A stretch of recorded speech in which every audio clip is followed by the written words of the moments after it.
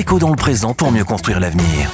La chronique d'Interentreprise avec Francette Florimond. Bonjour, j'espère que vous allez bien.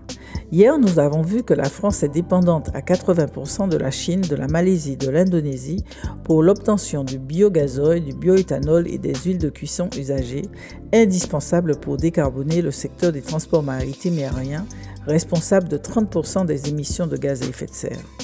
Une dépendance qui fragilise la transition. C'est une étude parue mi-décembre de la Fédération d'associations Transport et Environnement qui le démontre. Seconde étude qui met les pieds dans le plat. L'Agence de la transition écologique, l'ADEME, s'est de son côté intéressée aux électrocarburants, à savoir l'e-kérosène, l'e-méthanol, l'e-ammoniac et l'e-méthane, incontournables pour atteindre les objectifs aériens de réduction des émissions de l'aviation et du secteur maritime d'ici à 2050. La production de ces e-fuels nécessite de l'hydrogène, donc de l'électricité, combinée à de la dioxyde de carbone et de l'azote.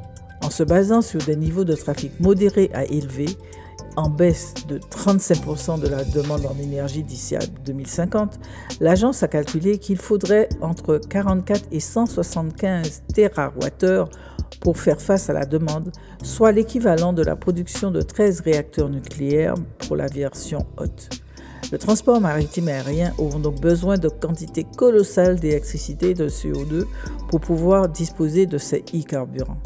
Pour l'ADEME, pour contenir cette hausse difficilement supportable, une seule solution, la sobriété.